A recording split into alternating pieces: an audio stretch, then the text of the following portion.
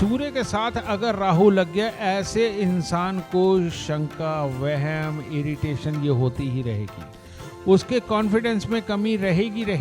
लाल किताब को लेके लोगों को बहुत ज़्यादा डराया गया है कि लाल किताब नहीं करनी चाहिए, तो इसके बारे में आपके क्या विचार हैं? जितने लोग उतनी जुबानें, किसी को रोका नहीं जा सकता।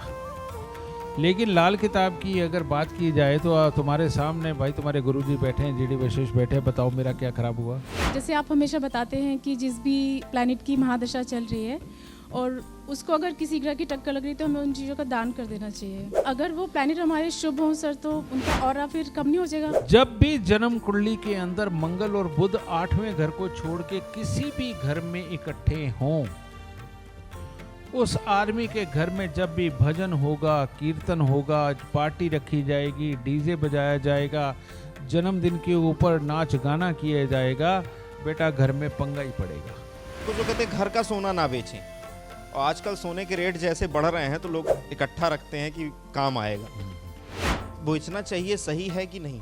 अगर आपने गहना बेच दिया ना और गहना गिरवी रख दिया तो आपका शनि, बुध, मंगल तीनों कुंडली से निकल जाएंगे और बर्बादी छा जाएगी। आपने कहा शनि की दृष्टि मंगल पे तो शुभ, मंगल की दृष्टि शनि पे तो अशुभ, दोनों की दृष्टि एक दूसरे पर हो तो? अगर शनि 2 में है और मंगल 8वें में है और 8वां घर भी उल्टी दृष्टि से दूसरे को देखता, बहुत अशुभ। बच्चे में हार्मोनल डिसबैलेंस, उसका गुस्सा, जिद्दीपन, अड़ियन, एंजाइटी के अंदर बेहोश तक हो जाना, ये सारी प्रॉब्लम में देता है। गुरु करता गुरु हरता है, गुरु करे भाग्य निर्माण, गुरु बिना नहीं हरि मिले, ना होवे कल्याण। आप लोगों में से बहुत सारे जिज्ञासु ऐसे होंगे कि कुछ ना कुछ गुरुदेव से हमेशा पूछा जाए या कुछ उनका ज्ञान लिया जाए, कुछ हमेशा उनसे कुछ वार्तालाप की जाए किसी टॉपिक को लेके। तो क्या आप लोगों के मन में कैसी कुछ जिज्ञासा है, कुछ ऐसे सवाल हैं जो वशिष्ठ ज्योतिष के अनुसार गुरुदेव जीडी वशिष्ठ से आप करना चाहेंगे? गुरुजी जय माता की, आपके चरणों में प्रणाम। गुरुजी, लाल किताब में पंडित रूपचंद जोशी जी ने सूर्य ग्रहण का जमाना माना है लगन में राहु को। राहु अगर लगन पे बैठा है तो पंडित जी ने फरमान में रखा है, बिगड़ा ख्याल उसका धन कर्जा कर दिया, राहु चढ़ा दिमाग पर चरखा उल्टा कर दिया। फरमान में पंडित जी ने रखा है कि सूर्य ग्रहण का जमाना होगा। बहुत ज़्यादा प्रैक्टिस भी की है आपके साथ, आपका आशीर्वाद भी है। सूर्य ग्रहण मोस्टली ज़्यादातर एस्ट्रोलॉजर 42 काउंट करते हैं लगन में राहु को, लेकिन आपने वशिष्ठ ज्योतिष में हमें सिखाया कि 45 तक ये ग्रहण का जमाना होगा। ये बहुत बड़ी बात है कि अगर सूर्य पे ग्रहण लगा है तो पंडित जी ने फिर यहाँ बात रखी है रूपचंद जोशी जी ने कि हमें सूर्य का उपाय मुबारक होगा। रवि का दान रक्षा सबने माना, लेकिन गुरुजी आपने इस सूर्य ग्रहण को तोड़ने के लिए हर घर के तरीके से अलग उपाय बना रखा है लगन में राहु का। ये बहुत बड़ी बात है।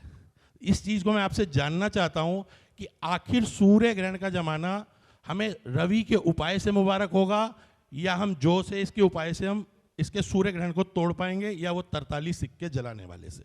जैसे बेटा हम सब लोग पहले एक मंजिल के घर में रहते थे, उसके बाद 2 मंजिल के घर आए, और आज तो लोग 5वें, 7वें, 10वें, 20वें, 40वें माले पे रहते हैं।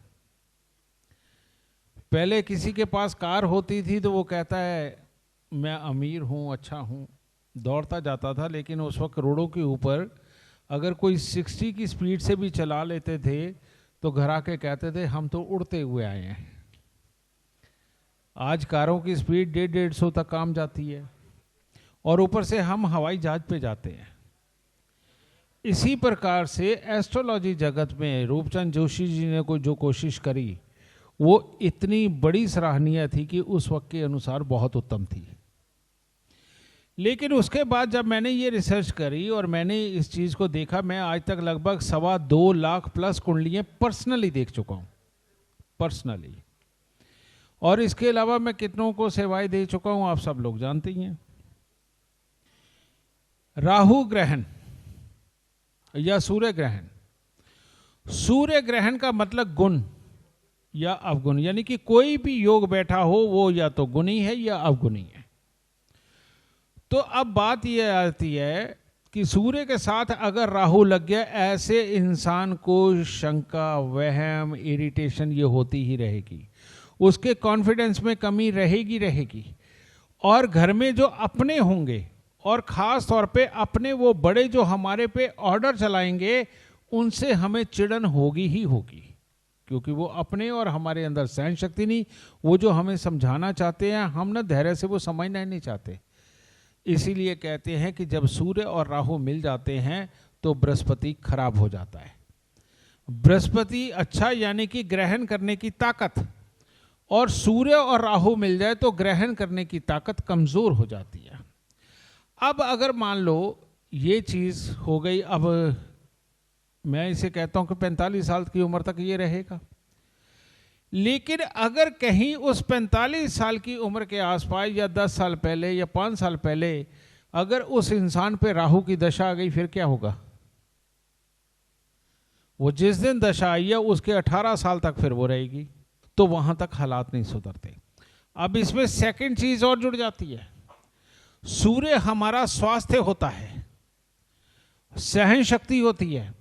जब भी सूर्य ग्रहण होता है तो आप ये लगा लो कि हमारा ये शरीर का ये जो चमड़ा है, इसे कपड़ा मान लो कि ये कमजोर धागे का बना है, तो कमजोर धागे के कपड़े की क्या है, बहुत जल्दी चमक चले जाती है, बहुत जल्दी वो उसके धागे निकलने लग जाते हैं, टूटने फटने लगता है।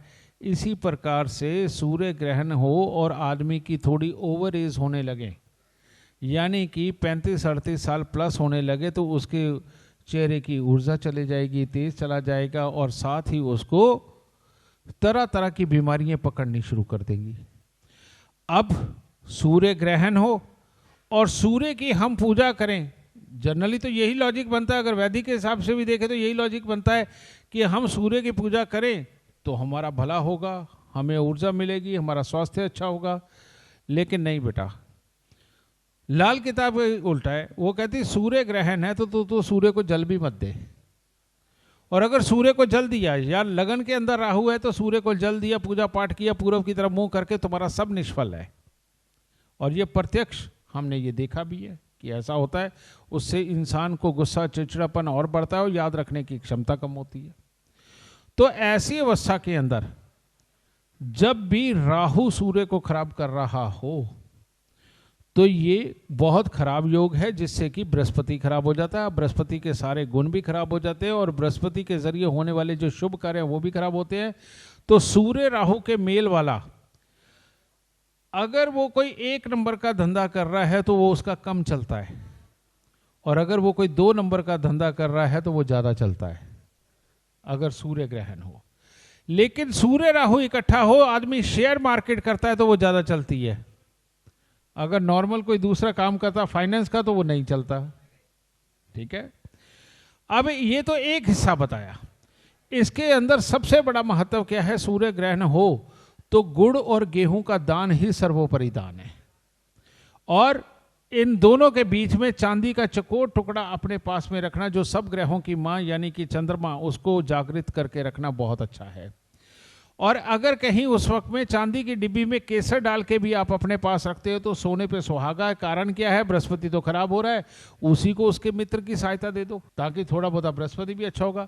और आप सबको एक और बात बता दो, जब ये लाल किताब में बात आती है ना कि बृहस्पति को अच्छा कर लेना चाहिए, इसका मतलब आप बृहस्पति अच्छा नहीं करने लगे, आप अपने फेफड़ों को अच्छा करने लगे, अपने श्वास तंत्र को अच्छा करने लगे, आप अपनी याददाश्त को अच्छा करने लगे हैं और अपने धैर्य को अच्छा करने लगे। वो जो छोटी छोटी बात से आप टूट के पड़ते हो ना वो, और जहां आपको ये लगता है कि यार मैं अभी इसने मेरी बेइज्जती करी है, मैं भी इसको रगड़ के रहूंगा, वो वाली को मानसिकता को ये दूर करने का काम ही बृहस्पति को अच्छा करना है। तो बृहस्पति इससे अच्छा होता है।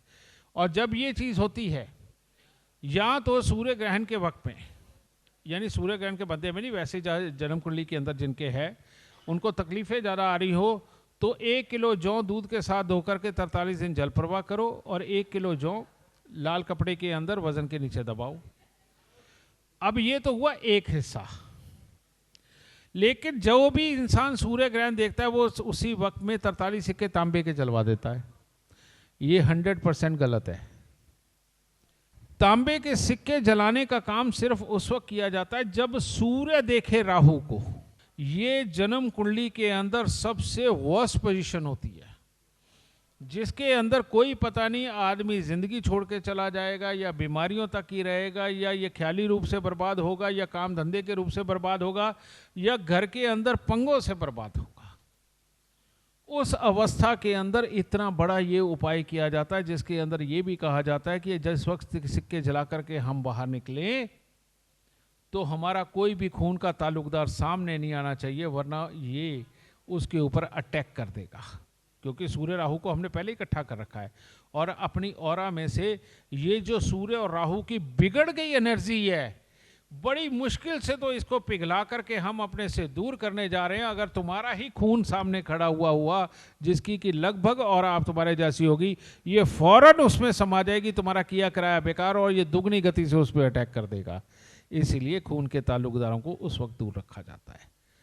अब ये बात तो एक है, सूर्य ग्रहण की बात हुई, मैंने आपको हिस्से बता दिए 4।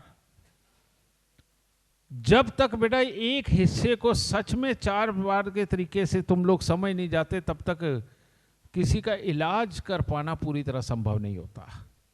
और इलाज के लिए बहुत महीन चीज़ों को जानना बहुत ज़्यादा ज़रूरी होता है। और कुछ बेटा? बिल्कुल ठीक बात की गुरुजी आपने। बहुत बड़ी गलती करते हैं लाल किताब के एस्ट्रोलॉजर भी, सूर्य ग्रहण को तोड़ने में ही गलती करते हैं, और यही बात बिल्कुल सत्य है। और कोई एक आदमी? शुक्र बेटा, खुश है। जय माता। गुरुजी मेरा एक क्वेश्चन है। हाँ। कि जैसे पंडित जी ने लगन कुंडली के लिए कहा हुआ है, उसी तरीके से रेड बुक में चंद्र कुंडली का भी जिक्र है। तो गुरुजी उसके लिए मेरा सवाल है कि उसको किस तरीके से हम जातक की कुंडली देखने के लिए यूज करें, और जिसके ऊपर कोई बात नहीं करता इस टाइम यूट्यूब के ऊपर। उसका कारण ये है कि मैंने जब से बात करनी बंद की है, चंद्र कुंडली गायब हो गई है। क्योंकि मैंने पिछले 2004 से मैंने चंद्र कुंडली के बारे में कभी कुछ बोला ही नहीं, और पता नहीं भाई सारे मेरे को ही अनुसरण करने लगे हैं और इसलिए लोगों ने भी बोलना बंद कर दिया। लेकिन उसके पीछे की सच्चाई क्या है? सच्चाई ये है जो मैं समझता हूँ, हो सकता है मैं गलत भी हूँ बेटा, आपका अनुभव कुछ और हो। मैंने देखा कि जब मैं जो अपने वाली लगन कुंडली में बनाता हूँ, वशिष्ठ कुंडली, अगर मैं उससे ही सब कुछ प्रेडिक्ट कर सकता हूँ तो मुझे चंद्र कुंडली की आवश्यकता ही क्या है। अगर मैं उसी से ही हर सवाल का जवाब दे सकता हूं तो मेरे को दशांश कुंडली बनाने की जरूरत क्या है, या मेरे को D9 चार्ट बनाने की जरूरत क्या है ना? तो बात यह है कि आप कहां तक पारंगत हैं और आपने अपने लिए कौन सी इजी विद्या बना ली है। अगर आप D9 चार्ट के साथ अच्छे हैं, आप वो देखिए। आपका चंद्र कुंडली देखना चाहते हो, उसके साथ कुछ निकालना चाहते हैं, आप वो निकालिए, जिस मर्जी विद्या से निकालें। लेकिन मैं ये इतना ही कहना चाहूँगा कि आप सब लोग अगर प्रैक्टिस करें तो आंखों के तीर ने यही तो तोलना है कि चंद्रमा यहाँ बैठे और बाकी ग्रह यहाँ घूम गए हैं। तो बेटा वो लगन कुंडली देखते हुए भी तो कुछ सेकंड के अंदर तुम्हारे अंदर पैदा होता है ना? तो जो तोलना है आप वैसे तोल लो। और रही बात चंद्र कुंडली की, तो मेरे को नहीं लगता, मेरे अनुसार जो विद्या मैं इस्तेमाल करता हूँ, मुझे चंद्र कुंडली देखने की जरूरत नहीं पड़ती। गुरुजी एक क्वेश्चन हो रहा है मेरा। हाँ। जो पंडित जी ने बुक के शुरू में लिखा है कि ये अक्ल का और किस्मत का ही पूरा खेल है, बृहस्पति का और बुध का। अच्छा। तो सबसे पहले हम इन दोनों को ही देखें या उसके अलावा जो 7 प्लेनेट आते हैं? शाबाश, तेरा सवाल बहुत अच्छा बेटा। अकल का खेल, ये सच बात है। ये पूरा जो ऊपर वो अक्षय बोलते हैं, यत ब्रह्मांडे तत् पिंडे, ये जो ब्रह्मांड हम बोल देते हैं ना बेटा, वो बुध है। और ये जो हमारा शरीर है, इसके अंदर ये नसें हैं या इसको इसने गोल करके जैसे ऐसे पकड़ रखा है, इसके अंदर का भी जो स्थान है ना, जितना भी खाली भी है, वो सारा बुध है। लेकिन ये सारा चलता तो हमारी अकल से है, और अकल भी बुध है।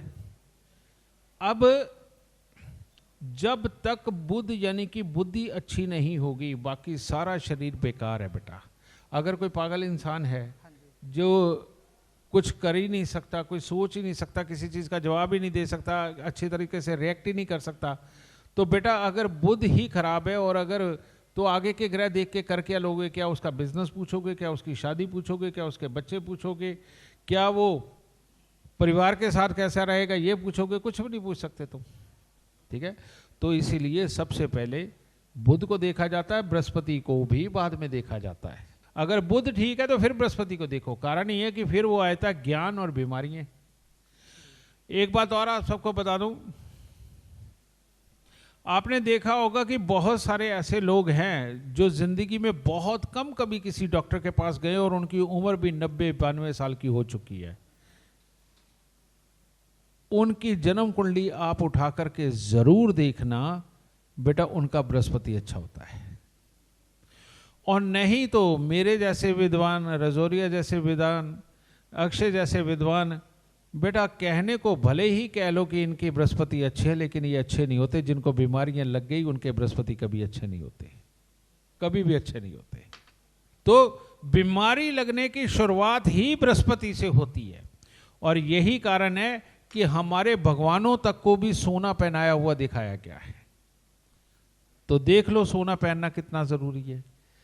हमारे भगवानों को भी पीले चंदन का तिलक लगाया दिखाया गया। चलो पीला चंदन तो मिल नहीं रहा, कम से कम केसर तो मिल ही रहा, केसर का तिलक ही लगा लिया करो, और अपने तीनों द्वारों पे लगा लो, नाभि में, जुबान पे और माथे पे। ये एक उपाय ऐसा है, किसी भी तरह की बीमारी अगर शुरू होने वाली है और अगर केसर का तिलक नाभि, जुबान, माथे पे आप लगाना शुरू कर देते हैं, तो आपको डॉक्टर की दवाई या अपने द्वारा किए हुए प्रयास फौरन लगेंगे, वो देर नहीं करेंगे, वरना दवाइयाँ खानी पड़ेंगी, गोलियाँ खानी पड़ेंगी। और कुछ बेटा? गुरुदेव मैं आपका धन्यवाद करना चाहता हूँ। आपने एक मंगल का लो दिया था, उसको पकड़ के मैंने कम से कम 200-300 कुंडली देखी है और उसमें मैंने सक्सेस पाई है। मंगल 1 से 4, और लेकिन जो 5 आपने बताया था अमीरों का बाप दादा, उसके बाद जो मंगल की प्लेसमेंट है 6ठे में खराब है। उसके बाद माता रानी तेरे को और कामयाबी दे, सुख दे और खूब नाम सुख ज्ञान बख्शे दाता है, ठीक है। सुखी रहो बेटा। और बेटा कोई खास सवाल हो किसी का? गुरुजी को प्रणाम। सुखी रहो। गुरुजी मेरा ये प्रश्न है कि लाल किताब को लेके लोगों को बहुत ज़्यादा डराया गया है कि लोग सीखना तो चाहते हैं लाल किताब, लेकिन जब हम कुछ लोगों से मिलते हैं तो हमें नेगेटिव ही बताया जाता है उसके बारे में, कि जिसने ये लाल किताब लिखी थी उसके साथ ऐसा हुआ या उसके साथ वैसा हुआ, या लाल किताब नहीं करनी चाहिए। तो इसके बारे में आपके क्या विचार हैं? बेटा बात पता क्या है, हमारे यहाँ कहा जाता है कि जितने लोग उतनी जुबानें, किसी को रोका नहीं जा सकता। लेकिन लाल किताब की अगर बात की जाए तो तुम्हारे सामने भाई तुम्हारे गुरुजी बैठे हैं, जीडी वशिष्ठ बैठे हैं, बताओ मेरा क्या खराब हुआ?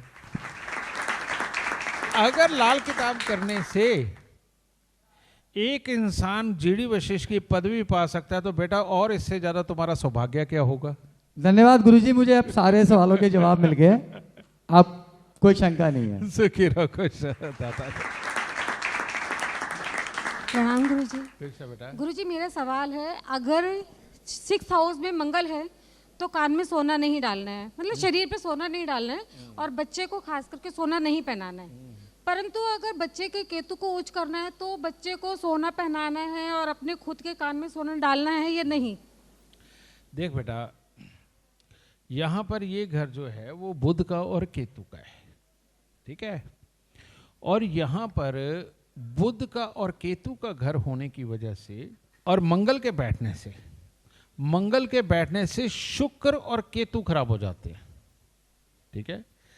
शुक्र और केतु का ये जो खराब होना, ऐसी अवस्था में अगर हम सोना यानी कि बृहस्पति भी साथ में जोड़ते हैं बेटे को, केतु को, अपने लिए नहीं, अपने लिए कहते हैं कि लोहे का कड़ा पहन लेना चाहिए, ये बात ठीक है, लेकिन मैंने उसका कोई खास लाभ नहीं देखा। लेकिन अगर उसकी जन्म कुंडली की डिमांड है, उसकी जन्म कुंडली में बैठे केतु की वजह से, उसके जन्म कुंडली में बैठे बृहस्पति की वजह से अगर ये डिमांड है, तो उस आदमी को सोना ज़रूर पहन लेना चाहिए। लेकिन ये बात सच है कि पुत्र का जन्मदिन नहीं मनाना, क्योंकि ये यहाँ मंगल बैठने से मंगल और बुध का मेल हो गया। और चलो, तेरे इस क्वेश्चन ने आज कईयों का भला कर देना है जी।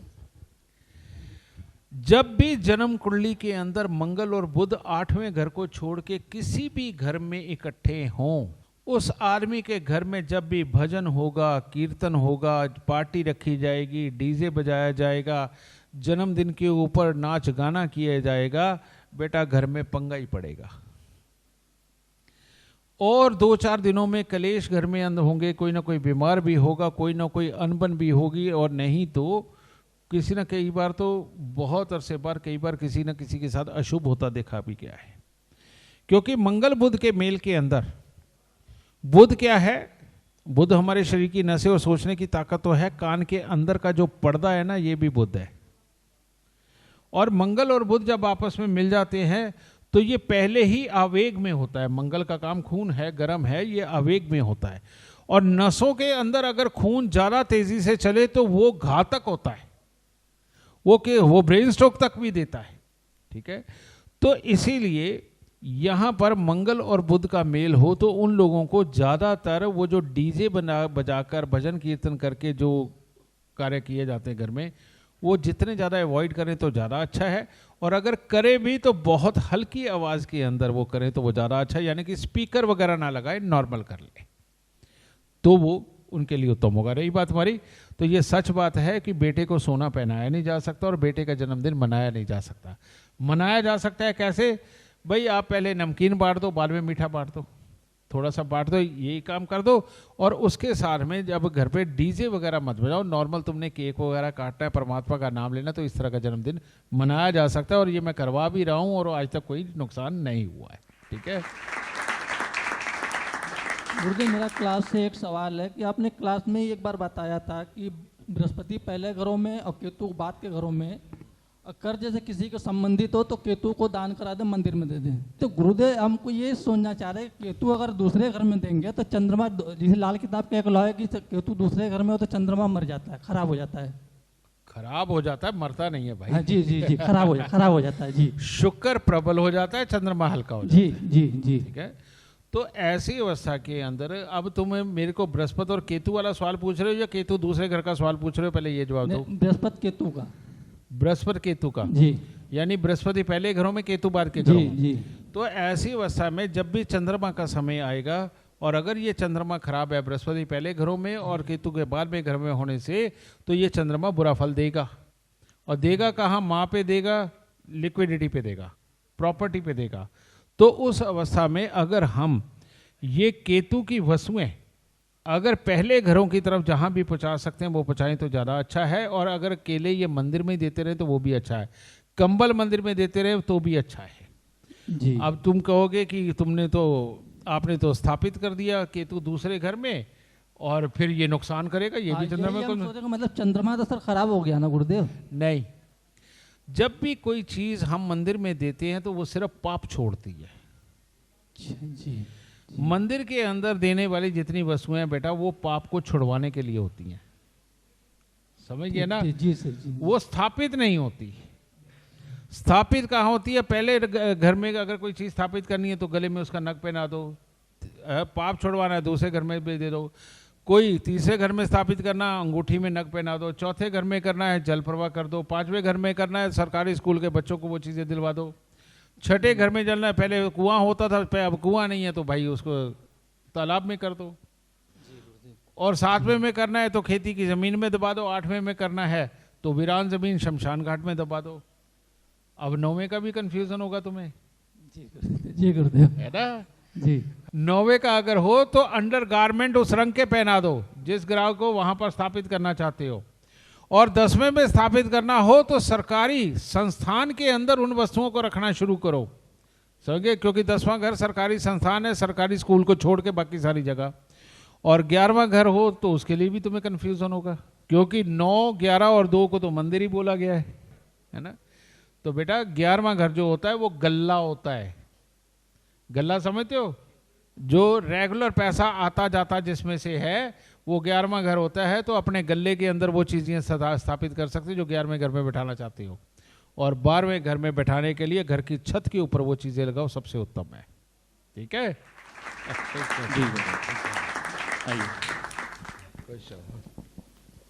जय माता दी गुरुजी। जय माता की जय। गुरुजी मेरा एक छोटा सा क्वेश्चन है। जैसे आप हमेशा बताते हैं कि जिस भी प्लैनेट की महादशा चल रही है और उसको अगर किसी ग्रह की टक्कर लग रही है तो हमें उन चीज़ों का दान कर देना चाहिए, तो जिससे प्रॉब्लम सॉल्व हो जाती है, कम हो जाती है महादशा की। और अगर वो प्लैनेट हमारे शुभ हों सर तो उनका ऑरा फिर कम नहीं हो जाएगा हमारे लाइफ से?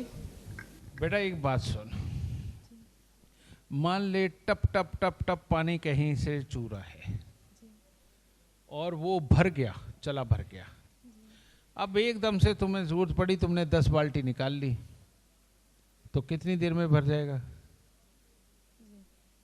भर जाएगा ना, थोड़ी देर में भर ही जाएगा, 2 दिन में भर जाएगा, और क्या होगा, 5 दिन में भर जाएगा। इसी प्रकार से जब आप किसी भी ग्रह का आप दान कर देते हो तो 1 साल तक उसका असर कमजोर पड़ जाता है, लेकिन दूसरा साल लगता ही वो भरना शुरू हो जाता है, वो फिर वापस वहीं आ जाता है। ठीक है? तो अब अगर मान लो हमारा चांदी का बना हुआ जूता हमारे ही पाँव को काट रहा हो तो बेटा निकालोगे नहीं क्या? बिल्कुल निकालेंगे। निकालोगे ना। तो इसी तरह से आपकी कुंडली के अंदर उच्च और शुभ बैठे हुए ग्रह कोई ऐसा योग भी बन सकता है जो बेकार कर डाले, है ना। तो वो जब योग बनने का समय आया उसको निकाल दो, जब दूसरे ग्रह का समय आएगा तो ये तो भर ही जाएगा। दिक्कत क्या है, इसने जो बाकी के अच्छे फल दे रहा वो दे ही देगा। ठीक है? 10वें घर का जैसे मंगल है, या कुछ लोग कहते हैं घर का सोना ना बेचें, और आजकल सोने के रेट जैसे बढ़ रहे हैं तो लोग इकट्ठा रखते हैं कि काम आएगा।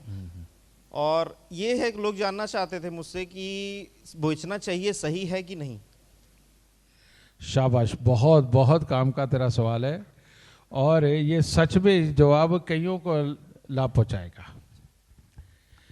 सोने के सिक्का, कॉइन, ईंट के रूप में जो आपने घर पे रखा है, जब मर्जी बेच दो, जब मर्जी बेच दो, कोई दिक्कत नहीं। ऐसे तो 10वें घर में मंगल बैठा हो, तेरे को ज्यादातर कामयाब सुनार इसी युग में मिलेंगे, और वो तो रोज सोना बेच रहे हैं, है ना। लेकिन सुनार का इसलिए नहीं बिगड़ता, वो जिस दिन उसके यहां से सोना निकलता है उसके अगले दिन फिर भर जाता है, उसके यहां रोज निकलता है, रोज भर जाता है, तो इसलिए सुनार को तो कोई फर्क पड़ता ही नहीं।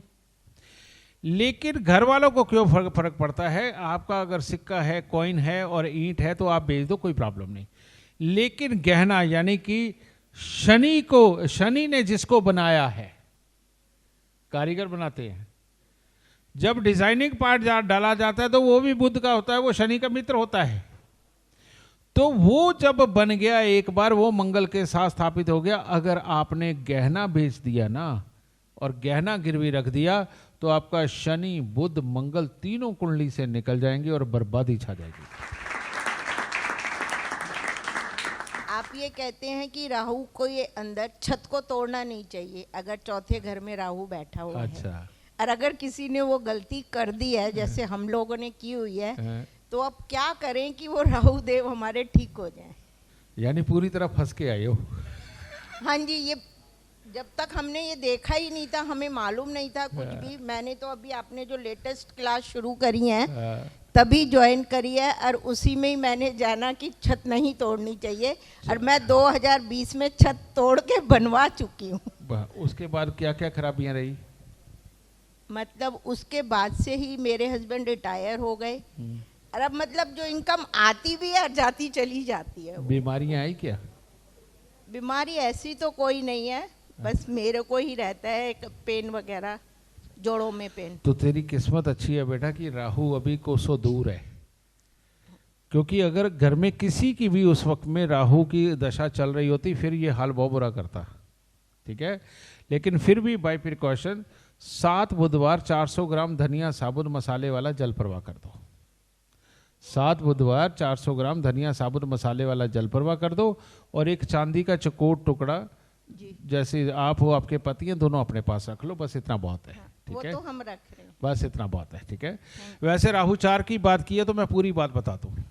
ये तो इनकी उम्र ज़्यादा हो गई, इन्होंने इस वक्त छेड़ लिया तो उसने इतना बुरा असर नहीं दिया, लेकिन यही 45 साल तक की अवस्था के अंदर कहीं ये छत टूटती ना, तो बेटा सच में पूरे घर की छत टूट चुकी होती। इसका मतलब आप समझते हो पूरे घर की छत टूटना क्या होता है। ऐसी अवस्था में जब भी 45 साल की उम्र से नीचे है आदमी, अभी ऊपर नहीं गया, और ऐसी कोई जरूरत पड़ जाए और किसी वजह से छत बदलनी पड़े या तोड़नी पड़े बने बनाए मकान की, तो सबसे पहले 4 पिलर उठाओ और उठा करके पहले छत ऊपर डाल दो और बाद में नीचे से ये खराब छत को निकाल दो। ये अगर करोगे तो चौथे घर का राहु कभी भी जिंदगी के अंदर बुरा फल नहीं देगा। वरना अगर कहीं छत तोड़ दी और आपकी उम्र 45 साल से नीचे है तो बेटा ये पूरे परिवार में से किसको कैसे लील लेगा, आपकी समृद्धि को कैसे लील लेगा, स्वास्थ्य को कैसे लील लेगा, आप सोच नहीं पाओगे, समझ नहीं पाओगे। और इसका उपाय यही है कि उस वक्त में चांदी, चावल, गंगा जल घर के अंदर ज़्यादा मात्रा में रखना, अपने पास चांदी के चकोर टुकड़े रखना, और 7 बुधवार 400 ग्राम धनिया साबुत मसाले वाला लेकर के जल प्रवाह करना। ये करोगे तो परमात्मा की दया से सब ठीक रहेगा। हाँ बेटा। गुरुजी, आप कहते हैं कि मंगल 7 हो, मंगल 8 हो, तो उसको साउथ फेसिंग मकान में नहीं रहना चाहिए और ईस्ट वेस्ट टॉयलेट उसका नहीं होना चाहिए। अगर उसका है तो वो क्या करें, क्या रेमेडी करें? तुम्हारा सवाल अधूरा बेटा, मैं पूरा कर देता हूँ। ठीक है, मंगल 7 में मैं साउथ फेसिंग घर को बिल्कुल मना नहीं करता। मंगल 8 में मैं मना करता हूँ साउथ फेसिंग घर पे। नंबर 7 में बात यह है कि जब तक मंगल 7 हो, मंगल 1 का हो, मंगल 12 का हो, जब तक पहले, तीसरे और 8वें घर से केतु या बुध का संबंध ना हो जाए तो मैं इसे बुरा नहीं मानता। अगर मंगल की दृष्टि शनि पे पड़ रही है तो साउथ फेसिंग इन सारे घरों के अंदर मना हो गया, और अगर शनि की दृष्टि मंगल पे पड़ रही है तो साउथ फेसिंग घर में ही रहो, कोई प्रॉब्लम नहीं है। ठीक है, और ऐसी अवस्था में अगर शनि की दृष्टि मंगल पे है तो बेटा ये शुभ है, और अगर मंगल की दृष्टि शनि पे है तो ये बहुत बहुत बहुत अशुभ है। अगर पहले, तीसरे, 8वें घर के अंदर बुध या केतु है तो ये मंगल कहीं भी बैठा हो बेटा ये बुरा ही फल देगा। और यही बुध का पहले, तीसरे, 8वें में बुध केतु का बैठना ये मंगल को बद कर देता, कहीं भी बैठा हो। और मंगल की दृष्टि शनि पे ये खराब कर देती, शुक्र 9 में हो तो मंगल को बद कर देता है। बस मोटा मोटा इतना सा लॉ समझ लो। और अगर ये लॉ अप्लाई हो रहा है तो साउथ फेसिंग मकान में कभी नहीं रहना, वो जहर है। और अगर ये लॉ अप्लाई नहीं हो रहा तो साउथ फेसिंग घर में ही जीवन में तरक्की मिलेगी, लाभ मिलेंगे। गुरुजी अप्लाई हो रहा है? अप्लाई हो रहा तो फिर छोड़ दो। और गुरुजी अगर छोड़ने लायक कंडीशन नहीं है तो उसको किराए पे दे दो, तुम किराए पे चले जाओ। ठीक है, और चांदी ज्यादा से ज्यादा धारण करके रखो, वो तुम्हारे लिए बेहतर रहेगा। एक आदमी और लूंगा बस, एक और आजू कौन आ रहा है? क्वेश्चन पेरी पेन गुरुजी। क्वेश्चन बेटा, सुखी रहो। गुरुजी मेरे को एक ही क्वेश्चन पूछना था। एक चंद्रमा और शनि की जो युति होती है वो विष योग होती है, तो उससे केतु भी खराब होता है, तो उसके लिए क्या इंसान अगर जानवरों की सेवा करता है तो उससे उस योग में कुछ मिलता है? नहीं, बिल्कुल नहीं, ऐसा नहीं चलेगा। अच्छा, ये विष योग क्यों कहा गया है? चंद्र और शनि चौथे घर में हो या किसी भी घर में हो, एक और चीज बनती है बेटा, उसे बोलते हैं पानी पे तैरता हुआ घर। बताया था आपने क्लास में। और इसका मतलब क्या है कि आपके विचारों में स्थिरता नहीं है। चंद्र और शनि का मेल हो, आदमी कहता है कि मैं ना, मेरी माँ कहीं बीमार हो गई, मैं उसकी इतनी सेवा करूंगा, इतनी सेवा करूंगा कि दुनिया में नाम हो और दुनिया कहे हाँ ये श्रवण कुमार ने मेरी सेवा की है। लेकिन जब कुदरत ये मौका देती है तो माँ की जब टांगे दबा के हटता है, उसको दवाई दिला के हटता है, और सामने कहीं पड़ोसन की खिड़की खुली नजर आई ना तो फिर माँ की सेवा भूल जाता है, उधर जाके खड़ा हो जाता है। इसी प्रकार से काम धंधे के अंदर आदमी कहता है मैं तो दिन रात लग के काम करूंगा, चाहे कुछ हो जाए, मैं नहीं छोड़ूंगा। और मैं इसको सक्सेस करके छोड़ूंगा, वो सच में पूरी मेहनत और लगन के साथ लगता है, समझे, सच में लगता है। लेकिन होता क्या, बीच में ही किसी ना किसी की बात का बुरा मान के उससे जीतने के चक्कर में गलत राह इख्तियार कर लेता है, यानी वो उसका टारगेट भूल करके अब वो ईगो में फंस जाता है कि इधर उधर की बातों में फंस जाता है। फिर तीसरा इसकी प्रॉब्लम है कि थोड़ा सा एक्सपीरियंस में ये इतना बड़ा ज्ञान देने लगता है जैसे ऐसे लगता है कि उस चीज का ये सेल्समैन ही बन गया। बेटा ये सारी चीजें केतु की खराबी यानी कि सोच की खराबी की है, डिसीजन पे टिके ना रहने की खराबी की है, तो इसीलिए इसकी ये प्रॉब्लम है। पर इसको अगर ठीक करना हो तो क्या करोगे? सबसे पहले ठीक है बेटा कि इनका हटेगा कहाँ, हटेगा ये यहाँ कि इनको मंदिर में पहुँचा दो जहाँ युति ना रहे, तो काली स्याही मंदिर में देते रहो। 2 रंग का जानवर नहीं होना चाहिए, क्योंकि 2 रंग का जानवर सच में 2 तरह की सोच रखता है, तो अपने ऑरा में भी वो बार बार दूसरी एनर्जियां टकराएंगी तो वो सोच फिर नहीं स्थिर रहेगी, इसलिए 2 रंग का जानवर भी मना है। और घर के अंदर अगर 2 रंग का जानवर हो, काला और सफ़ेद, तो उसका माथा काला करना या उसके सफ़ेद दागों के ऊपर काली स्याही लगाना बहुत ज़रूरी है। ये इसका उपाय है। और इसका सबसे उत्तम असर ये है, जो सोच को, आँखों को, अंदर के उछाल को ठहराव दे दे, 43 दिन तक सादा पानी मत पियो, ये प्रॉब्लम खत्म कर देता है। इसकी जो युति होती है इसके ऊपर किसी ग्रह की दृष्टि भी नहीं होनी चाहिए? नहीं, ऐसा कुछ नहीं है बेटा। और नंबर 2 के में था, आपने जो क्लास पढ़ाई थी उसमें था कि अगर चंद्रमा और शनि दूसरे भाव में बैठे हों या फिर किसी और भाव में बैठे हों, तो उस पर अगर किसी ग्रह की दृष्टि पड़े तो उसका असर उसके औलाद के ऊपर आता है। वो तुम जगह की बात साथ में कर रहे हो बेटा। घर अलग है, ये योग अलग है, युतियाँ अलग हैं, ये सारी इतनी मल्टीपल चीज़ें हैं कि किसी एक चीज़ को पकड़ के उसको हर जगह अप्लाई कर देना ये तो बिल्कुल नहीं चलता, ठीक है ना। काफ़ी बातें दिमाग में आती हैं कि आपकी 49 क्लासेज भी पूरी रिटर्न में मैंने लिख रखी हैं, आपकी अब तक क्लास जो चलती है वो भी रिटर्न में है मेरे पास, तो सारा कुछ मेरे पास है। अब बेटा आगे से सम्मेलन ऐसे ही होने वाले हैं कि ये सारी शंकाएं दूर करूं मैं, ठीक है। धन्यवाद गुरुजी। गुरुदेव, हाँ खुश हो बेटा। पहला क्वेश्चन तो जिसने पूछा था उसी से रिलेटेड है कि आपने कहा शनि की दृष्टि मंगल पे तो शुभ, मंगल की दृष्टि शनि पे तो अशुभ, दोनों की दृष्टि एक दूसरे पर हो तो मंगल 7 शनि 10, मंगल 1 शनि 4। तू विद्वान का तमगा तो ले गया पर है निकला कमला ही। समझाओ। पहले घरों से दूसरे घर में बैठे हुए शनि के ऊपर दृष्टि जा रही हो तो ये अशुभ है। पहले घर 1 से 6 और अगले घर 7 से 12। अगर पहले घरों से शनि बैठ करके मंगल के ऊपर दृष्टि डाल रहा है तो ये बहुत ही शुभ योग होगा, ठीक है। दूसरा, शनि दूसरे घर में बैठ के छठे घर के अंदर मंगल को देखे बहुत शुभ है, और यहाँ उल्टा भी है, मंगल दूसरे में हो शनि छठे में हो तो भी शुभ होगा, क्योंकि लाल किताब के अनुसार छठा घर उल्टी दृष्टि से देखता है। लेकिन अगर शनि 2 में है और मंगल 8वें में है और 8वां घर भी उल्टी दृष्टि से दूसरे को देखता, बहुत अशुभ। बच्चे में हार्मोनल डिसबैलेंस, उसका गुस्सा, जिद्दीपन, अड़ियन, एंजाइटी के अंदर बेहोश तक हो जाना, ये सारी प्रॉब्लम में देता है। तो बेटा मंगल की दृष्टि हो तो ये इस तरह से खराब करता है, शनि की हो तो आदमी को डिप्लोमेटिक बनाकर अपने मन का राज किसी को ना बता करके अपने सारे काम साधता है। मंगल 7 और शनि 10। हाँ, तो मंगल 7वें घर से तो शनि को 10वें घर में देखेगा और शनि शाबाश, बहुत अच्छा समझदारी वाला क्वेश्चन, तेरे लिए तालियां होनी चाहिए। जब मंगल की महादशा आएगी तो ये योग बहुत ही बुरा फल देगा। अच्छा, ठीक है, मतलब दशा इसको एक्सप्लेन करेगी, ठीक है। और जब शनि की दशा आएगी ये बहुत ही शुभ फल देगा।